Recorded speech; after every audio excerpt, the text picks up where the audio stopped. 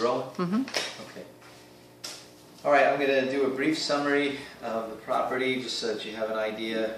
1094 Martin Boulevard, 32825. The four major things check out pretty well. The roof was installed in 2005. I know this because when I was on it, the shingles looked very good, but I also know it because we did a public record scan and found a permit for the roof. So we know that it's 8 years old. So it's 8 years old, good condition. I would say 8 to 10 years remaining life with proper maintenance, maybe even longer, give or take, depending upon weather patterns and so on. The plumbing looked really good too. Plumbing is copper. No major problems. The minor problems I have listed in the inspection report, and that would be an example like of the master bathroom sinks original, showing some rust. The pop-up assembly doesn't work. That would be an example of what would be a minor plumbing issue.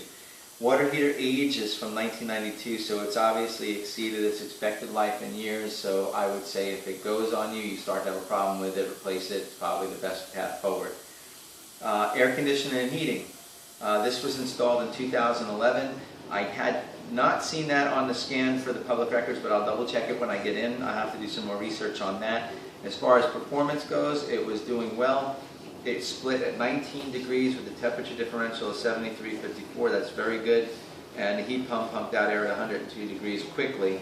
And I took the temperature at every register inside the building to make sure we had airflow going on, and we did.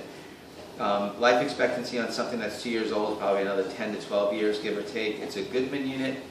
If you can get the paperwork from the sellers, if possible, only because Goodman has some of the best warranties in the business usually. So if you're able to get the paperwork or documentation, you'll probably have warranties on things like the compressor and expensive components. So that looked pretty good overall on the air conditioning. On the electrical, you have 125 amp service. The panels are square D. I don't know of any problems with square D equipment. The main panel looks okay and the sub panel looks okay. Wiring looks very good. There is a situation with the fence being installed against the side of the house by the main panel. You can't open the panel cover the way you're intended to. So we're just going to recommend relocating the fence to an area where we have free access to the sub panel. I was able to get in there by actually disassembling the box. They have two screws at the top, and I was able to do that and shimmy the cover down to gain access, but that's not the normal way, and that's not the acceptable way. So when you see it on there, that's what it'll be. It's just that the fence post is inhibiting access to open the panel. Other than that, as I went through the interior, things look pretty well maintained, in good condition. Tile floors, carpet floors, in fairly good condition. Appliances seem to all work okay. Had a little bit of damage at the top of the range. Maybe someone dropped something on it or what have you. The glass top has a crack in it.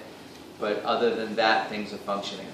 All right, and you can expect your report sometime today, and then if you have questions, naturally, you can call me. Okay, thanks, Paul. Thanks, Renee.